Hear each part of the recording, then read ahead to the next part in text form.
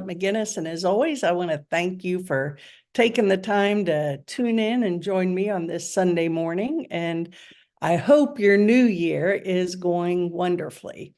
It's new year, new beginnings, time to just shake out all that stuff that doesn't serve us and plug into the good stuff and do it with vigor and commitment and all things good. So we're going to have some fun today, and we're also going to talk about some issues that are a lot of people are dealing with.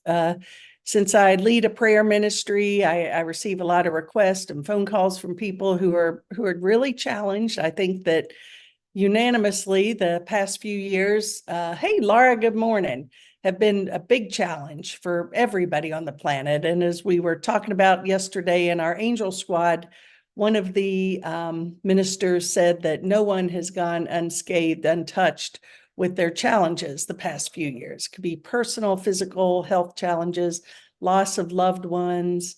Good morning, Molly. How are you? It could be just the whole change of how we interact in the world, right? Teresa, hey, great to see you. Happy Sunday. Okay, so anyway, it is a different time on planet Earth. It's a time of turmoil, challenge, but it's also a time for us to anchor in the truth and to focus on that which lifts us up individually and collectively. So before we go there, I've got lots of things to talk about, but I wanted to just use when I used to give talks at the Namaste Center. I would always start with a joke, and I'm not going to promise you a joke every Sunday, but this just tickled me, and apparently I shared it on Facebook, and apparently a lot of other people could relate. So if you didn't see it, I'm going to share it with you. Good morning, Janet. Happy to see you this Sunday morning. So see if you can relate. I think most of my audience is 50 and over, but maybe not all of you. But things that we say after we're 50. Number one, where the H is my phone? How did I get this bruise? This isn't my password either. What the heck? How do they expect you to read this small print? Where did I put my glasses? Usually they're on top of your head, right? I don't care if it doesn't look fashionable. It's comfortable. That's me. Who the heck is calling at 9:30 p.m.? Good morning. Does anyone ever say please and thank you anymore? Geez, how do you throw your body out of whack just sleeping wrong? What the heck? And what is wrong with people these days? And why did I come into this room? Well, it's I just thought that was funny. I think we could all relate to some or all of those things. I can check off quite a few. And I think that humor is a good medicine for the body, mind, and soul, because happy cells are healthy cells. Norman Cousins used laughter therapy to help heal people, and I'm certainly an advocate for choosing joy. Good morning, Sandy Bologna. It's nice to see you. Happy Sunday to you. So anyway, yes, choose joy. We got to laugh more. And how do we do that? Watch. Well, I get a kick out of Carol Burnett shows and Lucille Ball. Go back to those oldie goldies, right? There's, just find funny movies, things that make you laugh and lift your spirits. Be with people who make you feel good and lighten your load a little bit. So I want to let you all know that I took several months off actually this past year from a few things in my ministry, mainly because we had a big house renovation going on. It was just too difficult to keep it all going. But I'm back in the saddle, 2024, and I'm kicking off this week my heart-to-heart soulful conversations again. I always love doing those. I've had a history of radio and been on live radio and then Blog Talk Radio, and now YouTube, Zoom, and Facebook, which is the easiest really so far. And I really love learning about people, talking to people, sharing their message, and with everybody, because everybody really has a message to share. And so I want to make sure that I can share other people's light with you all as well. Good morning, Don. Happy to see you. Glad you're here. So this week, I'm really excited to kick off 2024 with a dear friend of mine, Jerry Mannion. Many of you know Jerry. She was the president of the Namaste Center for years and very actively engaged in the center in huge ways. Seal, good morning. Happy Sunday to you. And Jerry's just a dear person and one of the most balanced and thoughtful people I know. And when thoughtful, of course, she's thoughtful in kindness, but also very mindful. And so Jerry has recently, in the past year, made a decision to move to Mexico. We're going to talk about that. She lives in a spiritual community area. And I think it's going to be a very interesting conversation. So you can join us at 5 p.m. right here where you are, or on Facebook. On YouTube. And my channel is youtube.com/Inspire YOUTV. So you can always watch the archives too. So this week, kicking off good morning, Sue. Happy to see you. Kicking off the Soulful Conversations. Everybody is welcome to be my guest. No exception. Because again, it's not a matter of agreeing with or aligning with anyone's message. It's a matter of giving a place for people to share their truth and their message and their light and why they think this way. Because if we can learn to understand that although we don't think the same or have the same beliefs necessarily, there is more good and in common than there is separation. So this is all about healing the belief in separation. So if you want to be on as my guest, just text me, email me, and I will for sure make sure to get you on the calendar. Okie doke. So as I said earlier, so many people are dealing with loneliness. They're sad, they're depressed. And I think that circumstances have of the past several years have definitely elevated the energy that's created that. It's kept us distanced. Conditions have kept us distanced. They've kept the reiterating of fear, lots of things that are new and unknown, and when something's different, it can be scary, and it can be make us afraid and fearful and lonely and depressed, right?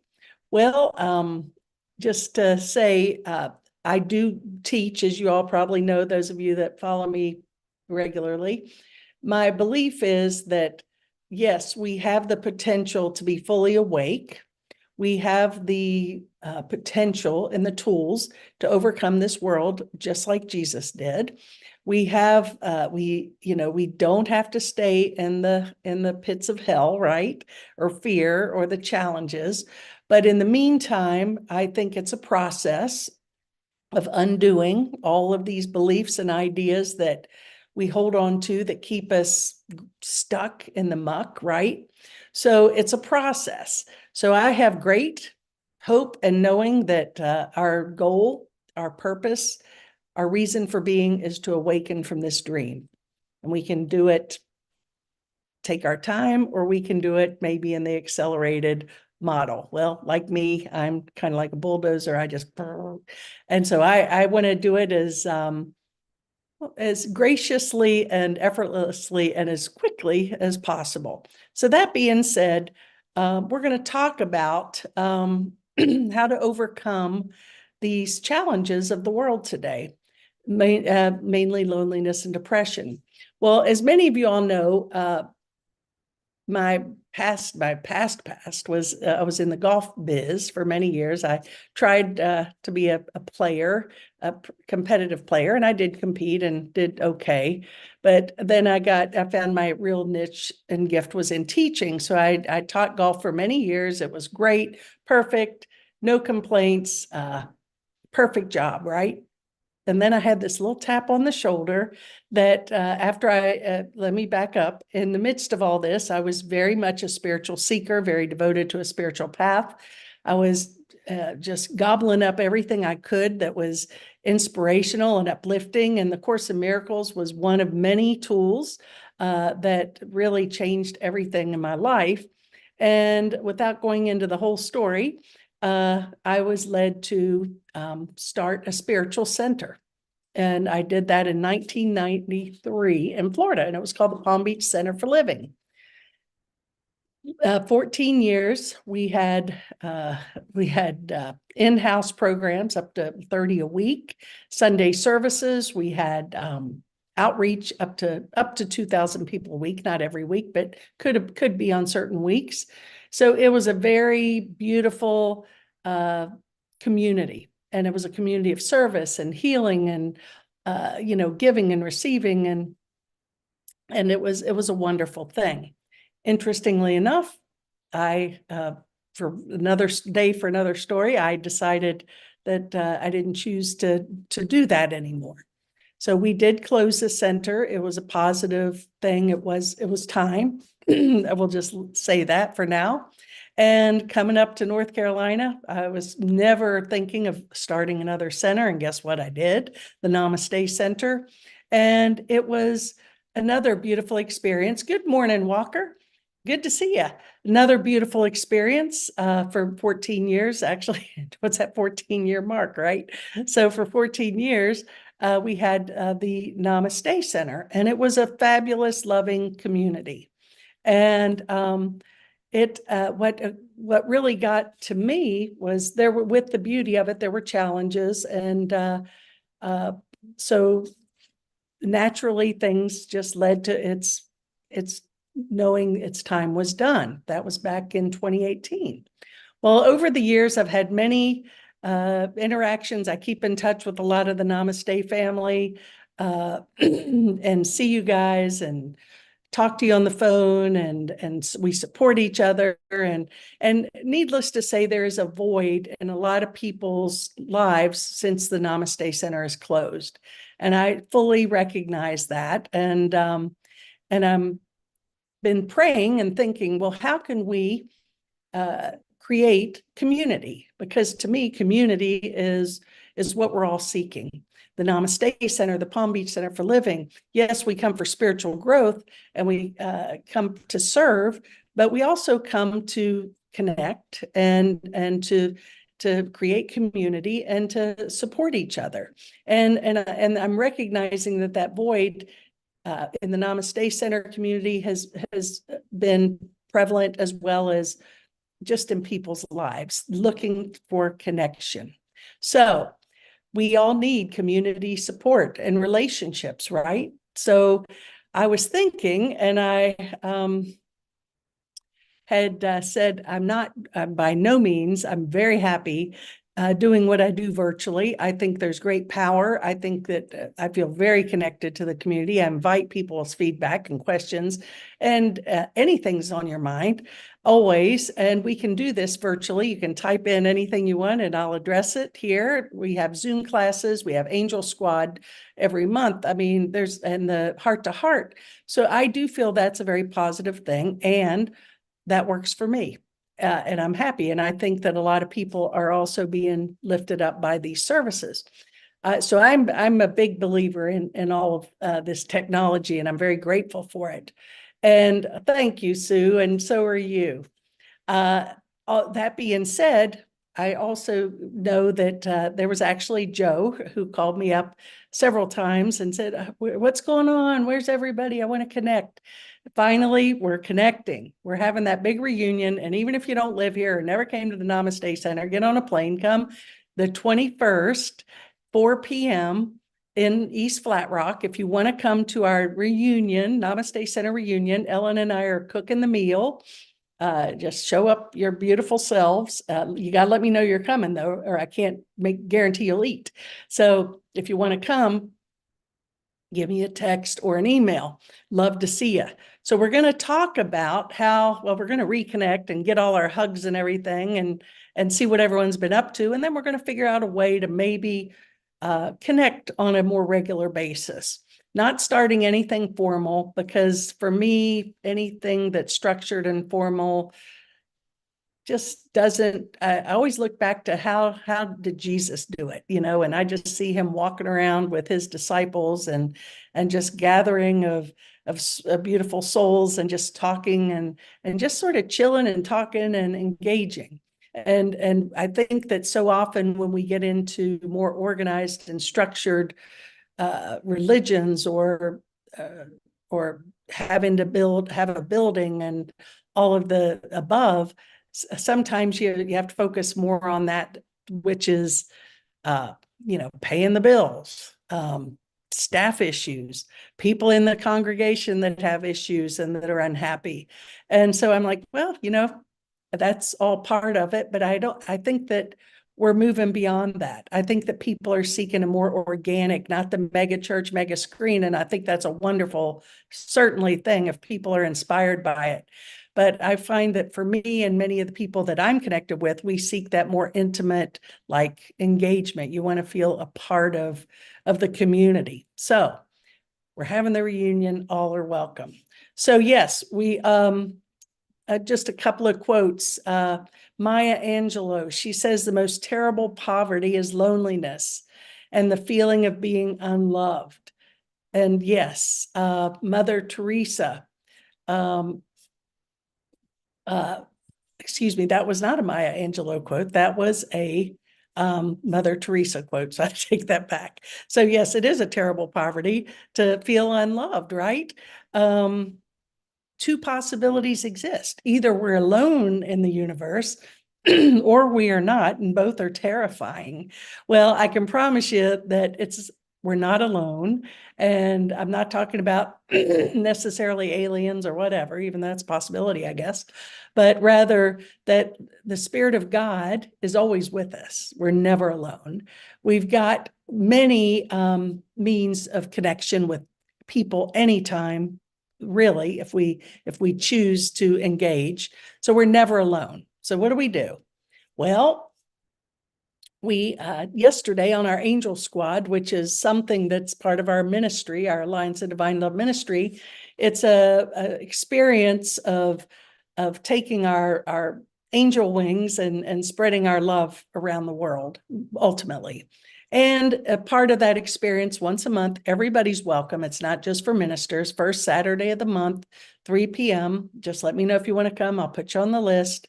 Anyway, we get together. We have great conversations. Everyone feels so lifted by the end. And so we talked about depression and loneliness yesterday. One, as ministers and how we can be there for people. By the way, something that two things that I take most from my ministry, and I learned this through this beautiful ministry, is number one, ask yourself in every situation, what would love do, or what is the greatest degree of love in this situation? And number two, your church, my church, is on my back. Our life is our church. So we're all ministers, really, if we choose to be one. You don't have to go through any formalized training, or you can. It's just choosing to come from a place of love and to be one of God's soldiers, as they say, right? So here's some suggestions that came out of the group. First of all, stay connected. Zoom, everybody, sometimes people are like, I can't do Zoom anymore. I'm tired of it. I get it. It's sometimes, you want that physical body to touch and hold and see. But understand, I think at a higher level, that it's not the bodies that connect us. It's the vibration, the love, and the energy. So we can connect, people anywhere, literally, if we can tune into that vibration. So stay connected. Zoom is a wonderful way. Get into service. A lot of these organizations can use volunteers. Find a way to share your gifts. People are reaching out and really in need of people to help in their organizations. Another thing that we can do, if as ministers, or if we're feeling a little down in the dumps, is just focus on kindness. How can I be kind in this situation? What can I bring into this situation that is going to be healing and kind? Be kind to strangers. Hold the door open. Compliment someone. Talk to the checkout person. I've talked about this a lot, but it's those simple little things that make a difference. So random acts of kindness, anonymous random acts, right? Big one coming up here. Ask for help. How stubborn are we sometimes that we won't ask for help? Can you relate to that? It's kind of like we'd rather just sit and stuff it and feel sorry for ourselves than just say, look, I need help. And so reach out. There's plenty of people that's why it's important to tap into some sort of community, because it was unanimous, and I'm sure all of you here are the same, unanimous yesterday, that everybody was there and willing and wanting to be of support to everyone else there. And I'm going to talk about that a little bit later, but ask for help. Commit to love of self first, and then love of others. Love is really the key to everything. Excuse me. So commit to love, no matter what. Love wins. That's our ultimate power. No matter what we think, it's so much more powerful than the fear. So commit to love, because ultimately that's what heals. That's really the true healer of everything. Grow spiritually. Yes, we need to, excuse me, grow spiritually. I spend a big portion of most of my days reading, watching videos, listening to inspirational, observing different viewpoints on things. I want to grow. I want to understand. I don't want to just say, well, this is all I need to know and I'm done. It's I want to evolve and grow. I want to peel away those layers. I want to understand why people think the way they do. I want to be able to say, how can I be of service, and learn different ways to serve? So it's a process, right? So another one that's huge if you're feeling down, and actually it's good for all of us, is gratitude, right? Gratitude is, the more we are grateful, the more the universe gives us to be grateful for. Focus on gratitude. How many things do you have to be grateful for? Grateful for you guys, grateful for this cup of coffee, grateful for my warm home, my pets, my family, my life. We can go on and on, right? I know you all have plenty of things to be grateful for as well. Also, good music. And I'm not talking to, and this is a judgment, but some of the music now is just like, I don't get it. And I feel the vibration of it is even kind of not inspiring and uplifting. And so listen to music that uplifts and inspires you. I think that the greatest modern music was, probably in the 60s. That music was fantastic. But also, prior to that, I love classical music. And actually, classical music, much of it, and the hymns were all written with a definite vibration and intention in mind to lift us up. So it's definitely, music is so powerful for healing. So there's some things you can do, right? Well, a great Christmas gift that we received, Ellen and I did, from Christina, her daughter. And I tell you, it's great. It's called Bird Buddy. And before we got our new deck, we had bird feeders all over the deck, and the birds, as you know, trashed the deck. So we said, we're not doing that again. So this Bird Buddy is hanging out in the front of the yard, and it's got a camera, and it videos every bird that lands in there. And then it gives you immediate feedback. You get a little ding on your phone, and you can look at it, and you can see the pictures, and you can see the videos, and you can even hear their little. And it's so cute, and it's an amazing gift. So if you love birds, get one for yourself, or you know someone who loves birds. It's something to think about, because it's awesome. But the reason I bring this up is because even in this Bird Buddy, they have a community. So, you can share your bird pics with people all over the world, and people engage in that. So that's another, everyone's seeking community. You can have a hobby and plug into that. So if you like birds, find birders, right? If you like to play golf, pickleball, book clubs. There's ways to plug in. So lots to do, right? Things we can do. I definitely welcome your all's feedback. How do you lift yourself out of the doldrums? Love your comments. So this is something that I've read recently, and I do want to share it with you because, again, I will say that a good many of my friends, lots of my friends, are ministers. And just because we're ministers doesn't mean that we're perfect in navigating life by any means. It just means that we've made a commitment to live from the the greatest degree of love as possible. And we stumble and we fall. And often I think people have expectations of if you're in that role or that name. That's why I'm sort of removing the Reverend. I don't think we ever called Jesus Reverend Jesus. I don't think. So anyway, I think it's more about just all of us claiming that divinity in ourselves, right? But sometimes it's not easy being a minister. And I've made comments over the years that I have been attacked for more for the good things that I think I've done than the not so good things. And that's interesting.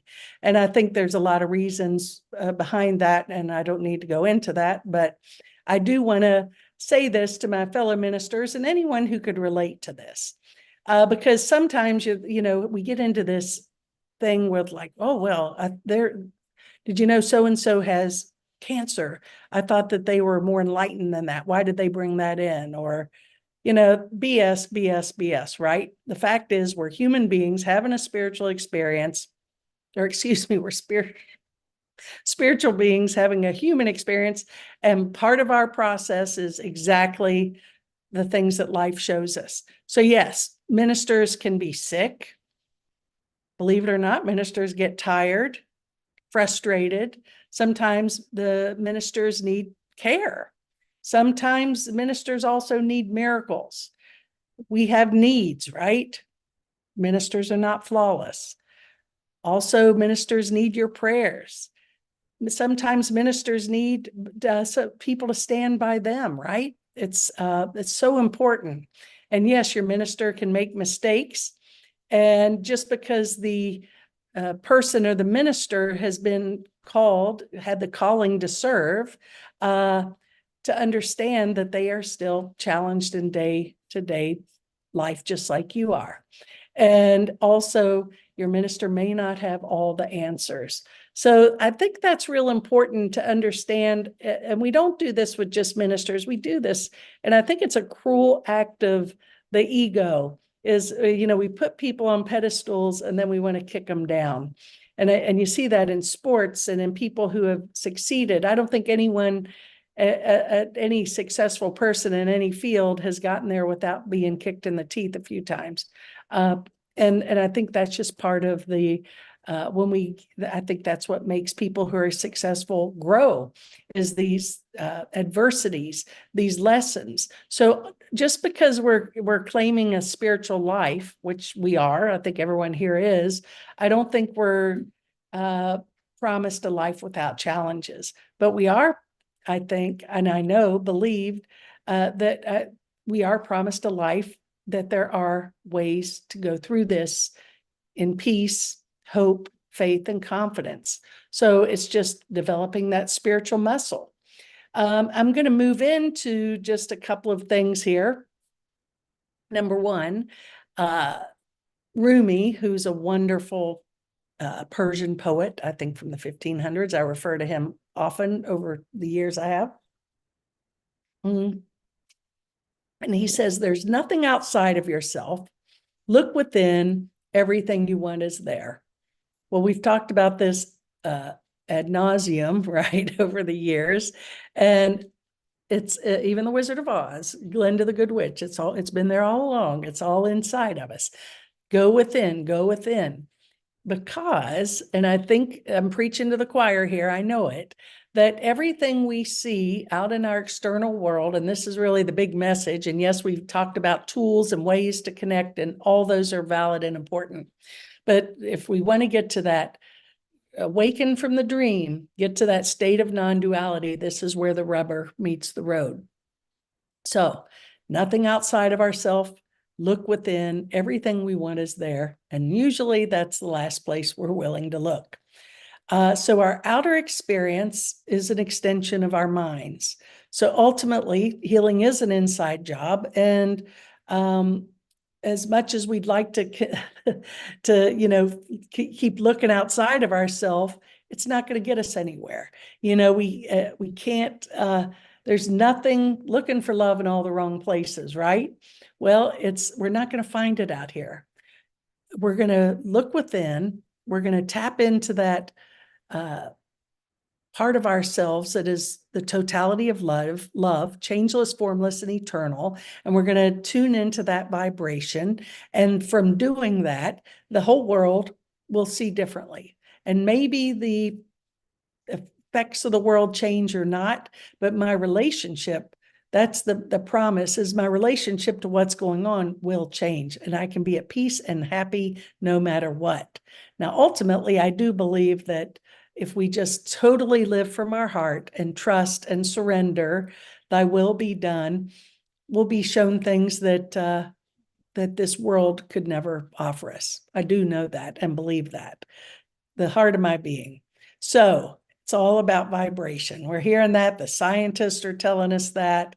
You know, Einstein spoke about it. I mean, you go back for millennia that we've been told that this is a vibrational universe. We're beginning to understand more of how this works and the language of it and how to implement it more and more. I feel like right now we're living in times, yes, of great turmoil and challenge, but also great awakening. And the true blessing is that we've got tools that can lead us home, which is, I think there's really no excuse for us not awakening, except that we're still chasing that illusion rather than the truth, right? Just my thought. So some other things that people have talked about over the years, to lift our vibration. Florence Scovel Shinn, I was a big fan of her teachings years ago, still am. She wrote a book called Your Word is Your Wand. And this book, her books are simple, easy. I think I've talked about those some over the years. They're not long, but they have a lot of power in those little words. And that's what I like. I like books that are, you don't have to read 800 pages. You can read 28 pages and get just total upliftment from that. So yes, the power of the spoken word is huge. Watch your language. Well, I've spoken recently about a friend who left this world last month, Robert Stevens, who created a whole ministry on what he called conscious languaging. And he's wrote books on it and he taught seminars on it. And it's very powerful, again, to do some research on that. I'll just tell you, conscious languaging, the power of words. Start looking that up. I think you'll be able to find some really interesting things and things that can be helpful for you. So yeah, our language, our words create an energy and a vibration that there again, we put out into the quantum field, right? Well, we also have the blessing of teachers like Bruce Lipton, who he speaks about, 21 days to reprogram yourself. That literally epigenetics means that we can literally change our genes. We're not a victim of our genes, okay? There are things that we can do through positive thinking, our diet, attitude, exercise, engaging with being more mindful of who we engage with. So we can change anything. Literally, we have so much more power than we've ever been led to believe. And yes, Sandy, they're great. And yeah, you used to teach from them. You're a great teacher, Sandy. So still are. You're still a great teacher. So I remember years ago, speaking of reprogramming, this dates back when I got into the Course in Miracles in the 80s, 1980s. It was when VHS, remember those things? We go to Blockbuster and you buy one. I mean, isn't that something? How far we've come. Anyway, that being said, they always used to take the VHS out, the reprogramming is, and put in a new tape, right? Well, now we're looking forward, 50 years, whatever. No VHS technology is just, it's in the field. I mean, it's right there for the asking. It's amazing, right? That's the good aspects of technology. And so we don't have those VHS to put in there, but we can change it. Everything's accelerated and happening so much faster and more efficiently. Use the technology for good. Joe Dispenza, oh my gosh, he's another great teacher. Miracles every day. I've heard stories of people who've been to his seminars and miraculous occurrences. Yes, you can go to a seminar for a week, and do his work, or you can watch his abundant supply of free YouTube videos, and you can get a lot out of those as well. So Joe Dispenza, he's another person reprogramming, right? Greg Braden, I sort of look at those three as my three, right? Greg, Bruce, and Joe. Greg Braden, heart math, big time heart math. He talks about how we navigate through these times is really, we got to tap into this inner strength and not get sucked into the matrix of certain things. We'll just leave it at that. You know what I'm talking about. So my peace comes from within. I know that. And sometimes I too often get caught up in the whirlwind, the illusion. And I know that I'm never alone. I choose to travel the road less traveled, right? It's up to us. Sometimes the road most traveled isn't the highest road. And I was listening to a Catholic priest last night who said that really, and I didn't agree with everything he said. That's just me, but I liked a lot of what he had to say. I like to be discerning for myself and I honor who he is and what he does. But he was talking about that path to God is a very narrow path. And it's not just a free for all, it's really, we got to keep our eye and our focus on God and live from that premise and not get engaged in the external and the idolatry and the conflicts and the fear and the judgment and the separation. So it is a road less traveled, but it's one well worth taking. And to focus I look also often, as I said earlier, focus on joy and gratitude, because that is huge. So this was something I read and I thought it was very apropos, and I will share it with you because, again, golf, okay, it's still there, right? So the best way to learn golf is to play with those who you want to beat. And so I never really played golf with someone because I wanted to beat them, because I wanted to rise above, but I liked that it helped me to grow. So I always wanted and craved playing with better players because I always learned something and was inspired and uplifted. So what do they say? The people, good morning, Claudia. How are you doing today? Hey to you and Bill. What is it? They say that the 5 people that you spend the most of your time with really dictate how your life goes, right? So we have to choose our community wisely and those we surround ourselves with wisely. Seek out those people who inspire and lift you up and you want and that make you want to try harder and push harder and be better. It's important to do that, hugely important. And it doesn't mean that they're better than or worse than. It's just that's a vibration that you'd like to plug into, right? And to be inspired. Sue, animals lift me too. Absolutely. Just like those little birds. I mean, it's like, wow, just you would love one of those bird feeders, Bird Buddy, Sue. Yes, they do. And our dog and cat, and yeah, over the years, they lift me up as well. So yes, and there's actually, thanks for bringing that up. When we used to visit nursing homes in Florida on a weekly basis, and the county home down there, some of you guys were with me at that time.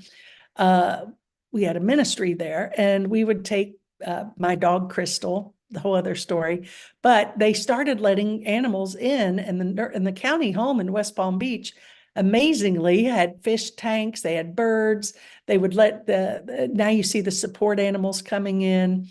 So healing, so uplifting. So yeah, another great point. So we have to make sure we seek out people who lift us up. And remember, even though you're lonely, depressed, sad, there's always a way out. You're never alone. The Course in Miracles says the illusion of separation is really the illusion that we believe in separation is the only problem we have.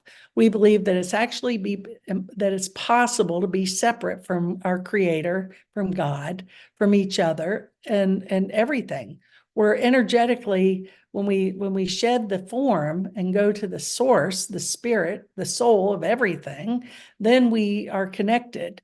It's our bodies that separate us, right?